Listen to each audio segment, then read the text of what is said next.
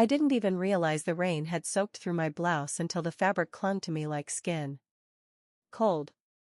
Heavy. Relentless.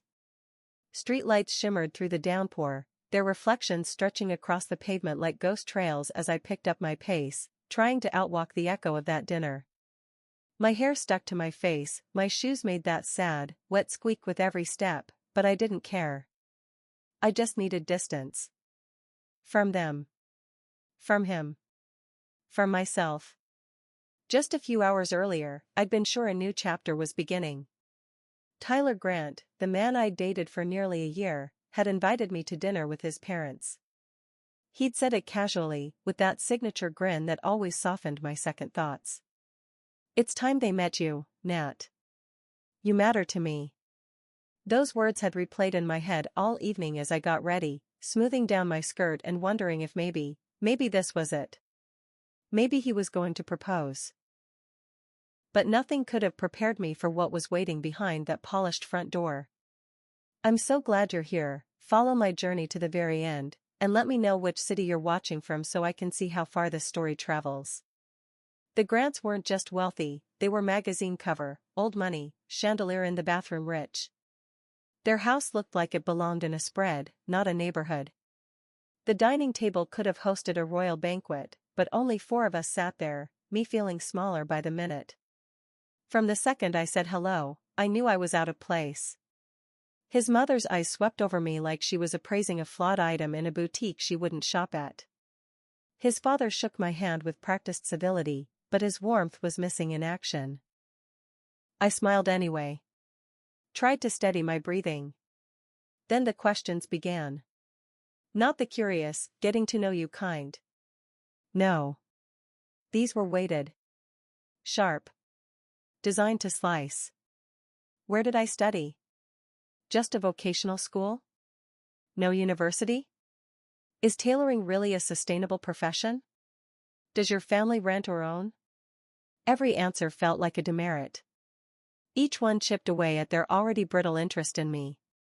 And Tyler just sat there. Shifting in his seat. Eyes on his plate. Not once did he step in. Not once did he say, "She's brilliant. I love her." Not even a simple, "That's enough." He shrank back. As if I embarrassed him. I left before dessert. I couldn't swallow another bite of shame. And I guess, stupidly, I hoped he'd come after me. That he'd grab my hand and say none of it mattered. But he didn't. I stepped out into the storm. And he stayed behind. Now here I was, drenched and clutching my purse to my chest like it could hold my dignity together. I thought about going home. But I couldn't, not yet. My mom, Susan, has a heart condition. Too much stress can be dangerous. And she's always been attuned to my moods. I couldn't walk through the front door with tears on my face and defeat in my eyes. She's weathered enough storms of her own. She didn't need to carry this one too. So I kept walking. Until I saw a small 24-hour coffee shop glowing like a refuge on the corner. I slipped inside, water dripping from my hair. Wiped at my cheeks, pretending it was just the rain. The scent of roasted beans wrapped around me like something safe. For the first time all night, I exhaled. And then the truth landed. This wasn't just about Tyler. Or his parents. This was about me. About every time I told myself I wasn't enough because I didn't have a degree with prestige stamped on it. Because I didn't come from a trust fund or wear designer labels. Because my dreams were stitched together late at night beside a humming sewing machine. And how I had anchored all that hope to a man who stayed quiet when I needed him loud. I curled my hands around the hot coffee cup, watching the rain blur everything outside, cars, people, lights. But even the storm couldn't blur what I finally understood. This wasn't the end of anything. Maybe it was just the messy, sharp-edged beginning of something I hadn't dared to dream. When I was little, it was just me and Mom. No siblings. No father waiting at the door. He left before I was old enough to form a memory. And Mom never trashed his name. She simply said, "Some people aren't built to love the way a family needs." That was enough. We lived in a humble two-bedroom on the edge of Des Moines. Not much, but it was warm.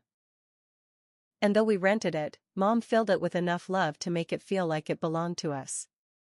She worked as an admin at a small insurance office. Juggled files, phone calls, and long days with a tired smile that never quite faded.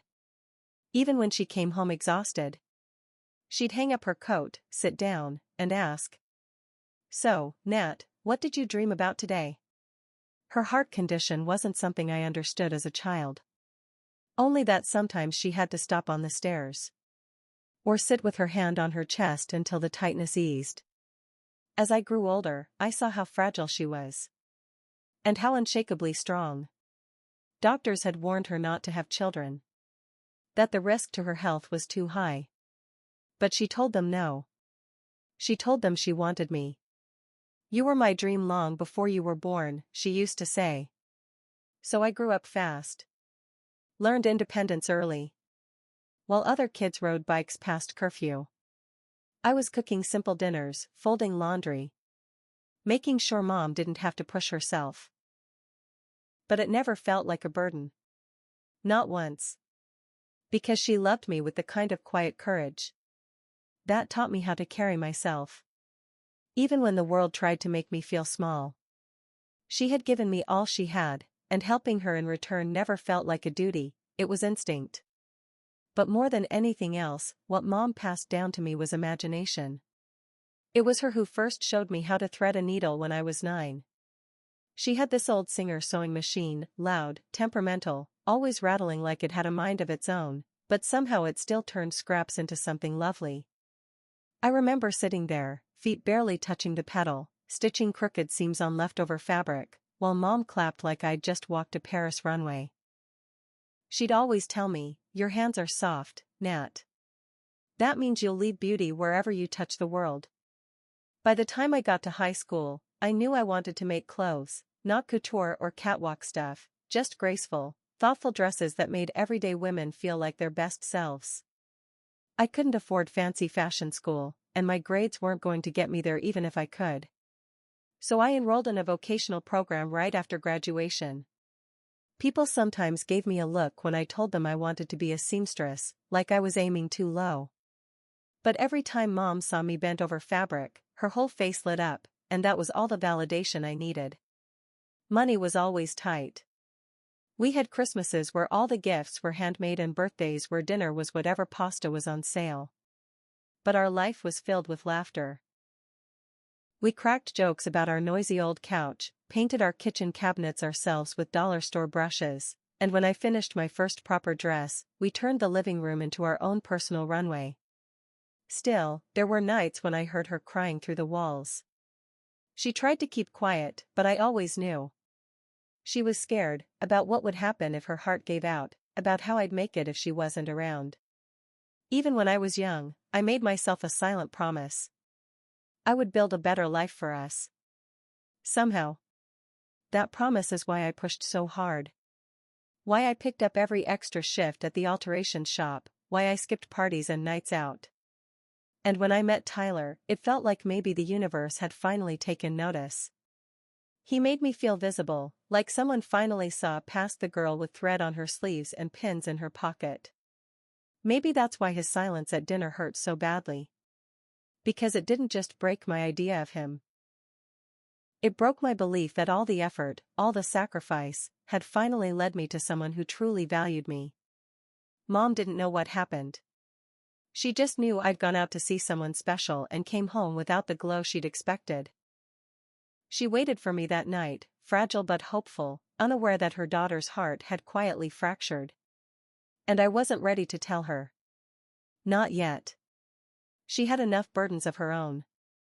Though I didn't know it yet, life was about to demand even more from her. From both of us. I still remember the first time I met Tyler Grant. It's etched in my memory like it happened last week. It was at a small charity dance Lily, my best friend, begged me to attend. I almost skipped it. I was exhausted from a double shift and didn't feel like I had anything fancy enough to wear. But Lily insisted.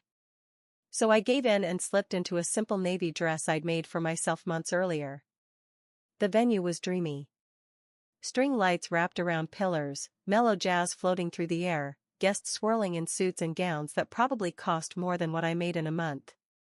I felt like an imposter the moment I stepped inside, gripping a plastic cup of fruit punch like it could protect me. Then Tyler appeared. He didn't have the smugness that clung to so many of the other guys there.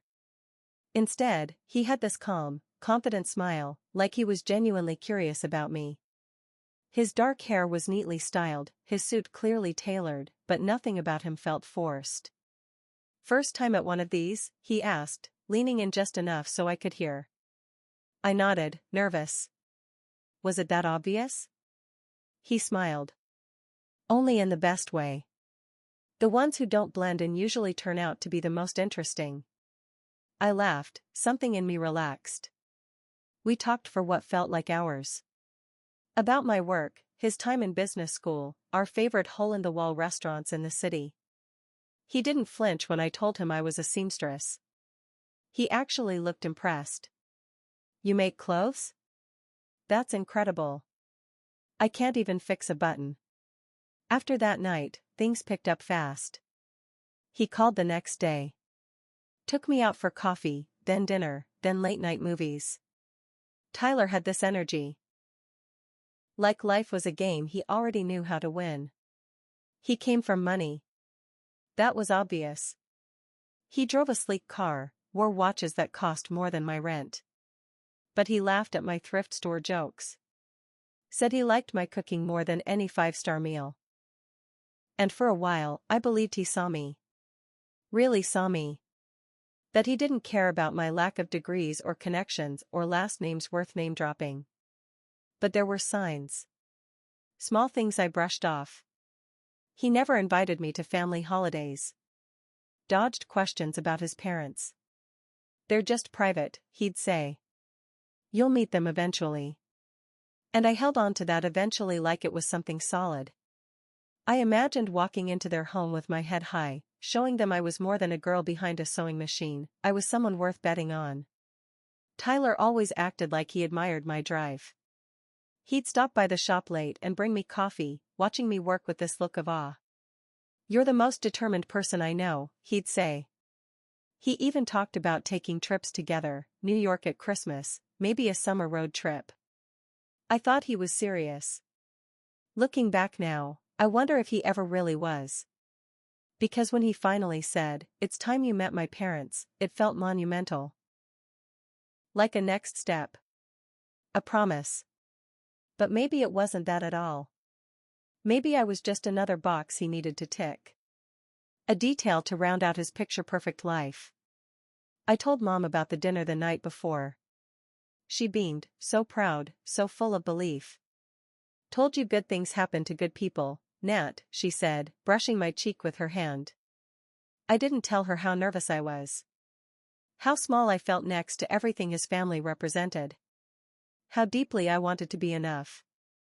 I wanted to believe in Tyler. In us. That's why I said yes. Why I wore that soft peach blouse I'd sewn with care. Why I practiced polite answers in my head all afternoon. I had no idea that one evening would shift everything. When Tyler mentioned dinner with his parents, it came out so casually. "Friday night at our family place," he said. "Just dinner. Don't overthink it. They'll love you." I smiled. But inside, I felt a knot settle in my chest. His family owned businesses across Iowa. Dealerships, real estate, even shares in a tech firm. They weren't just well off. They were a world apart from everything I'd ever known. They had the kind of wealth that made the news when they donated to hospitals or built libraries with their name on the front. And me? I was just a girl who hemmed pants and patched up wedding gowns for people who couldn't afford to buy new ones. Still, I tried to be optimistic. Maybe they'd see how driven I was, how I stood on my own 2 feet. Maybe they'd see that I loved Tyler, not his lifestyle. Friday came cloaked in a slow, steady drizzle that clung to the windows all afternoon. I wore a pale blue dress I'd sewn from a clearance rack fabric, simple, but graceful. I paired it with sensible heels and a quiet kind of hope. A cab wasn't in the budget, and Tyler was caught up at work, so I caught the bus across town. That's when I saw her.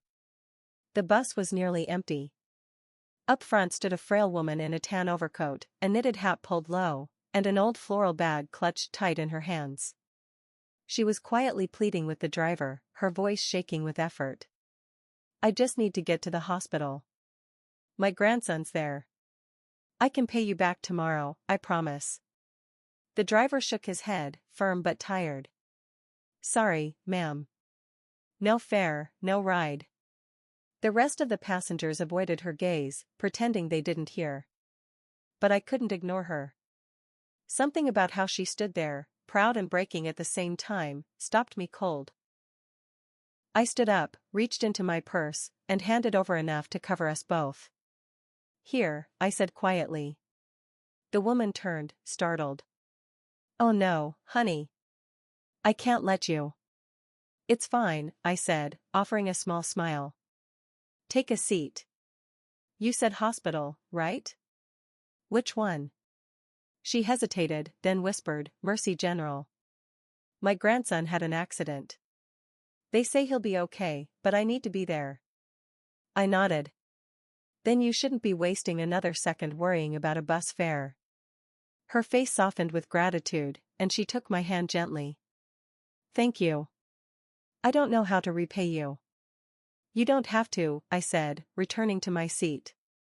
She sat across from me, still clutching her bag, still a little shaken. After a moment, she spoke again, her voice warm and steady now. "I'm Jeanette Miller." "And you?" "Natalie Cooper." She smiled faintly. "Natalie, you've got a good heart. The world could use more of that." We rode in silence after that, the only sounds the hum of the engine and the rain tapping softly against the glass. 3 stops before mine, she rose and turned to wave. "I'll remember this, sweetheart," she said. I smiled back, thinking it was the kind of thing people say in passing. I didn't know, not then, how much that moment would come to mean. By the time I reached Tyler's family home, the drizzle had turned to a full downpour. The house rose like something from a magazine spread, grand columns, sculpted hedges, even a fountain that bubbled gracefully at the front. It looked more like a luxury resort than a place people actually lived. I stood at the gate for a second, drew a breath, and reminded myself to stay steady. I could do this. Inside, I wiped the water from my dress and rehearsed my lines in my head. Smile. Shake hands. Compliment the home. Don't ramble about work unless they ask. I thought the hardest part of the evening would be calming my nerves. I didn't realize something much worse was waiting. A man, an actual butler, I guess, opened the massive front door and stepped aside for me to enter. The foyer was nearly the size of my entire apartment. Marble floors stretched out beneath my feet. A chandelier overhead glittered with what looked like real crystal. The staircase curved upward like it had been carved out of some old-world palace. I smoothed down my dress and tried not to look too out of place. Tyler came down the stairs wearing that familiar, easy smile, the one I'd fallen for. "You made it," he said, kissing my cheek. For a second, I felt relief. Maybe I had overthought everything. Maybe his parents would be kind. He led me into the dining room, where his parents were already seated at a long table that could have hosted a banquet. His father stood, tall, broad, commanding, and offered his hand with a brief nod. "Miss Cooper," he said, his tone courteous but cool, like I was a client he didn't expect to see again. His mother sat at the end of the table in a pristine cream blouse, a pearl necklace resting neatly at her collar. She looked me over once, her smile so tight it could slice glass. "Natalie, is it? We've heard a few things." Her voice drifted off like there was more she could say, but didn't. I sat down slowly, offering the kindest words I could think of. "Thank you for having me. Your home is stunning." She tilted her head slightly. "We do what we can." She didn't invite me to sit. Just returned to folding her napkin with delicate precision. Dinner began with small talk, the weather, a charity gala they were helping fund, a new business venture Tyler's father was investing in. I tried to join in with a few light remarks here and there, but every time I spoke, there was a pause. A glance passed between them, the kind of look that quietly said, "She's not one of us." Then came the questions. "So, Natalie," his mother began, her fork tapping delicately against the china, "you're a seamstress?" "Yes," I replied, brightening my voice with practiced warmth. "I design and tailor dresses, mostly bridal and formal wear. I'm hoping to branch into custom evening gowns soon." She nodded slowly. "Hmm. And where did you study for that?" "I attended a trade college here in Des Moines," I answered. Her lips tugged upward in what may have passed for a smile, though it felt more like a smirk. "Oh, not a 4-year university?" My cheeks flushed. "No, ma'am. I went with a shorter program so I could start working sooner. My mom needed help." "Your mother?" Tyler's father cut in, his tone polite but lined with something sharper. "Is she ill?" I hesitated. How much was too much to say? "She has a heart condition. I live with her so I can help when she needs it." His mother's gaze flicked briefly to Tyler, then returned to me. "How commendable," she said, her voice flat and unreadable. Dinner carried on like that, sharp questions dressed as small talk, compliments that felt more like jabs. "Do you rent or own your place? How many clients do you see in a month? Have you considered pursuing a more stable career path?" It wasn't the content, it was the delivery. With every word, I felt myself getting smaller. And Tyler? He just sat there. He chuckled at his dad's stories, nodded when his mother spoke, but not once did he speak up for me. He didn't say, "She's talented. She's kind. She's the woman I love." He didn't say anything at all. When I tried to meet his eyes, he looked away. By dessert, I couldn't eat a thing. I folded my napkin and gave a practiced smile. "Thank you for dinner. I should get going, early day tomorrow." His mother's expression didn't flicker. "Of course. It was educational meeting you." I stood, purse in hand, heart in pieces, waiting for Tyler to follow me out. To say something. Anything. He stayed put, murmuring something to his father like I'd already vanished. So I left alone. The rain outside had turned heavier, but I didn't care. Each drop masked the tears slipping silently down my cheeks. I wrapped my arms around myself and walked, heels clicking against the soaked pavement, drowning out the ache in my chest. And somewhere deep inside, I knew, this wasn't just a disappointing evening. It was the quiet death of something I had believed in. And maybe, painfully, the start of something else. When I got home that night, I paused in the hallway for a long minute, trying to pull a smile onto my face before opening the door. My mom's heart was fragile. The last thing she needed was to see her daughter shattered, soaked, and looking like a scene out of a sad film. I wiped at my face with my sleeve, took a breath, and stepped inside. "Nat? Is that you?" she called from the bedroom, her voice soft but edged with weariness. "Yeah, Mom. Just got back." I kicked off my soaked shoes and tried to sound upbeat. "It's pouring out. Pretty sure I broke a world record walking in heels tonight." She chuckled faintly. "That's my girl. How'd everything go?" I hesitated just a second too long. "It was fine. Just a little tired." I heard the shift of blankets as she adjusted in bed. "You work too much, sweetheart. Don't forget to rest." "I won't, Mom," I said, heading for the bathroom before she could see the truth written on my face. Once the water turned hot, I let the tears come again. Quiet sobs lost in the hiss of the shower. The sting of their judgment. Tyler's silence. All of it washed down the drain. Over the next few days, I threw myself into work. I told myself if I stayed busy enough, the ache might fade. But life wasn't done testing me. One morning, I found Mom in the kitchen, pale and gripping the edge of the table. Mom? What is it? I rushed to her side.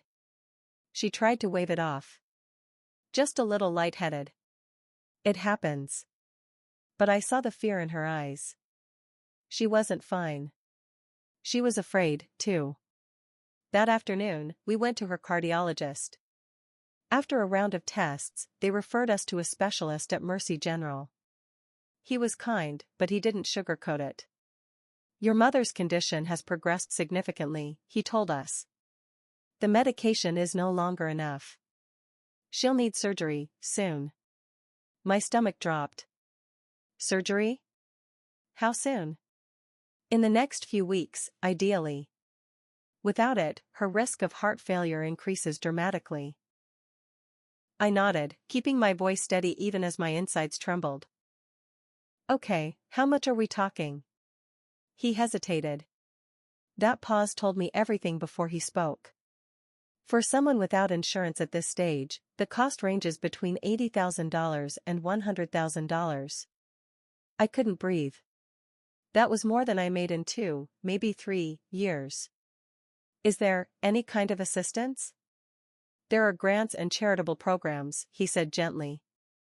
But most are aimed at children, or patients in very specific situations. I can give you a list to start with, but...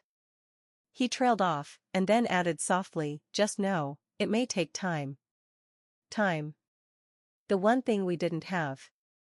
That was the one thing we didn't have, time. That night, long after Mom had gone to bed, I sat alone at our cramped kitchen table, staring down at a wrinkled sheet of paper covered in scribbled names, numbers, and websites the doctor had handed me. Over the next few days, I called every single one. I told our story again and again, voice cracking, heart in my throat, begging for help. Some answered with clipped sympathy. We're not accepting new adult applicants at the moment. Others didn't return my calls at all. One woman actually sighed and said, I'm sorry, sweetheart, but this isn't the kind of case that opens wallets. If there were young kids involved, or a tragic accident, people tend to react differently. I wanted to scream. My mom's life was on the line. Wasn't that enough? Finally, in a moment of desperation I wish I could forget, I did what I promised myself I wouldn't. I called Tyler. He answered on the second ring, his voice casual and surprised. Nat? Wow, I wasn't expecting to hear from you. Tyler, I started quickly, already trembling. I wouldn't be calling unless it was important. My mom, she needs heart surgery. We don't have the money. I thought, maybe you could loan me something. Just until I figure things out. I swear I'll pay back every penny. There was a long pause on the line, and then, he laughed. Really? Come on, Nat, seriously? My stomach dropped. I knew this would happen. My mom literally predicted this. Said if we broke up, you'd find some excuse to come back around asking for money. I felt tears sting the corners of my eyes. That's not what this is, I said, my voice breaking. I'm not asking for me. I'm asking for my mother's life.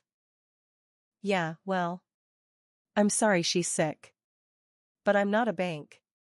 Don't call me again, okay? And just like that, the line went dead. I sat frozen, staring at my phone, his last words echoing. Don't call me again. For the first time in years, I felt completely helpless. My whole world had collapsed into two impossible options. Watch my mother's condition worsen, or hope for a miracle. And miracles, in my experience, didn't show up on demand. But sometimes, kindness circles back when you least expect it. 2 days after Tyler shut the door on me, I was sitting on a bench outside Mercy General, head in my hands. I'd tried to work that morning, but my mind couldn't focus, so I left early. Mom was inside undergoing pre-op tests, though we still had no clue how we'd pay for the surgery. I stared down at the cracked sidewalk, feeling like the world had kicked the last bit of breath out of me. That's when I heard a voice, soft, familiar. Sweetheart. Natalie, is that you? I looked up, blinking away tears. It was her. The older woman from the bus, the one I'd given fare to. Same tan coat. Same gentle eyes, only now they seemed brighter. "Mrs. Miller," I said, startled. She smiled, reaching for my hand. "I told you I'd remember you. Are you all right, dear? You look like I did the day I lost my husband." I shook my head, embarrassed. "It's been a rough week. My mom's here. She needs heart surgery, and we can't afford it. I don't know what else to do." She studied me for a moment, then slowly lowered herself onto the bench beside me. "You're the young woman who gave me bus fare when I had nothing on me. You didn't hesitate, did you?" I shrugged. "It wasn't a big deal." "It was to me," she said firmly. "That day, my grandson had just been in an accident. If it weren't for you, I would have missed seeing him open his eyes." She turned and waved. "Benjamin. Over here." A tall man in his late 20s walked over. His face was kind, steady. The type of calm that comes from surviving hard things and still standing. "Grandma, who's this?" he asked, smiling gently. "This," she said, with pride in her voice, "is the young lady I told you about. The one who helped me when I had nothing." Then she looked at me. "And now she needs help." I opened my mouth to protest, but nothing came out. Ben sat down on my other side. "Tell me what's going on." Something about his voice, steady, no pity, broke the last wall I'd built. I told him everything. Mom's declining health. The cost of the surgery. The endless, dead-end calls. Tyler's cruel refusal. My voice cracked more than once, but I kept going until there was nothing left to say. Ben didn't even blink. "How much do you need?" I stared at him. "Wait, what?" "No. I'm not asking you for money." "I know," he said calmly. "But I'm offering. My business is doing well. And honestly, this is the very least I can do. You helped my grandma when you didn't have to. You gave her dignity. I don't forget that." Tears slid down my cheeks. "Ben, it's too much. I can't accept."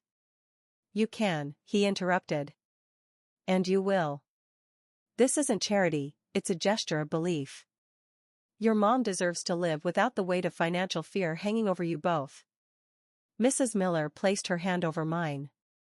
"You gave me the chance to see my grandson awake again. Let us give your mother a chance to keep living." I sat there, holding both their hands, feeling the kind of warmth I hadn't felt in weeks. The warmth of being seen. Ben pulled out his phone. "I'll call the hospital billing office. We'll take care of it." Then he looked at me again. "And Natalie, when you're not worrying about hospital bills, what do you dream of doing?" I blinked, caught off guard. "I've always wanted to open my own bridal studio," I admitted shyly. "Not just altering dresses, designing them from scratch." He smiled. "That's perfect. Once your mom is stable, we'll talk. I know some people who love investing in local talent." I stared at him, overwhelmed. "Why would you do this, for me?" His eyes softened. "Because kindness deserves to be returned. And because you remind me of my grandma, quiet strength in the middle of chaos. People like you are rare." And for the first time in a long while, I felt something real, hope. Not the desperate kind. Not the thin kind you whisper in the dark. But solid, steady hope. The kind that fills your lungs again after you thought you'd never breathe easy. As we walked back into the hospital together, I glanced at the gray clouds overhead, and something in me shifted. Sometimes life breaks you. Just to show you who's willing to help put the pieces back. The surgery was scheduled for the following week. Thanks to Ben's immediate action, the hospital cleared the financial block in under 48 hours. When the billing coordinator called me directly, she said, "Your mother's procedure is fully covered. There's no outstanding balance." I sat in stunned silence, whispering thank you again and again until the words gave out. On the morning of her operation, As the nurses wheeled her toward surgery, Mom gripped my hand and said gently, "Natalie, don't be afraid. Sometimes life turns pain into something beautiful. You just have to let it." I smiled even as tears blurred my sight. "I'm not afraid anymore, Mom." The surgery lasted 6 long hours. I wore a trench in the waiting room floor from pacing, gripping my phone like it was the only thing tethering me to sanity. Ben and his grandmother never left my side. They brought coffee, kept the conversation light, and filled the silence with funny stories about Ben's childhood misadventures. It was hard to believe that just a week ago, they'd been strangers.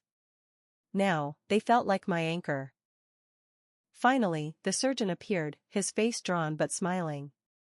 "It went exactly as we hoped. She's stable and resting well. With proper recovery, her outlook is excellent." The relief that swept over me hit like a wave, powerful and disorienting.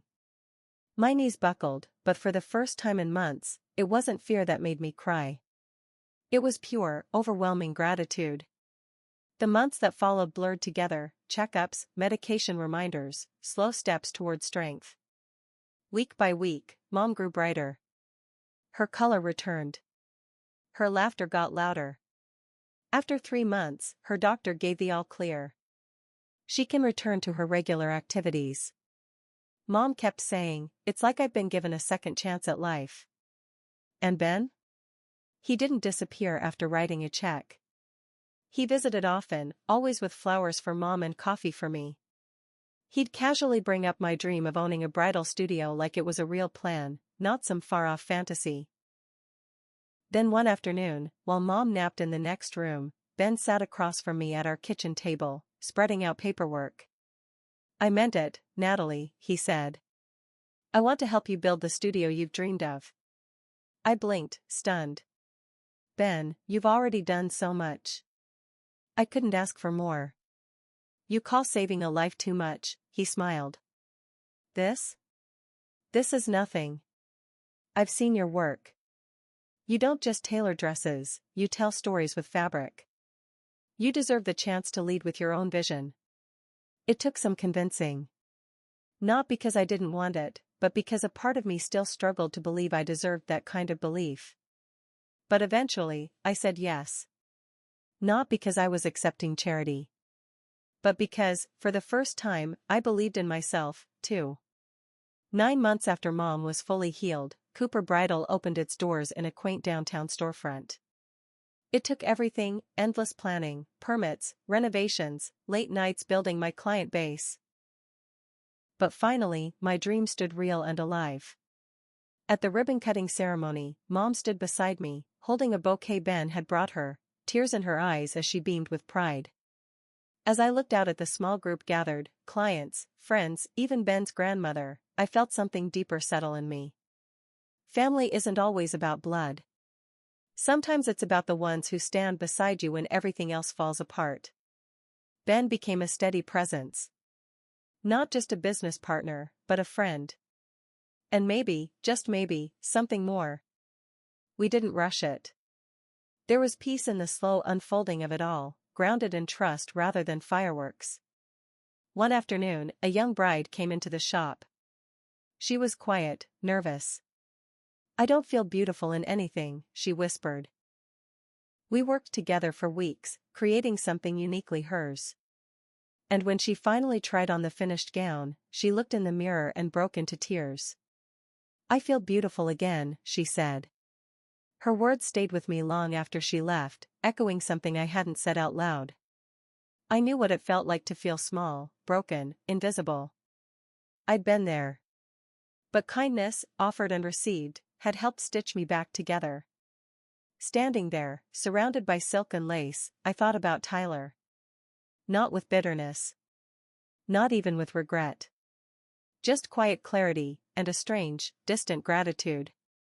If he hadn't turned his back on me, I might never have found this path. These people. This life. Sometimes heartbreak isn't the final chapter. Sometimes it's the nudge you need to step into who you were meant to be. As I watched my mom laughing with Ben's grandmother across the shop, healthy, vibrant, alive, I felt it deep in my bones. I wasn't just surviving anymore. I was thriving. And it all began with a small, selfless gesture on a rainy afternoon bus ride. A single moment that reminded me. The world still has room for beauty, for goodness, for unexpected grace.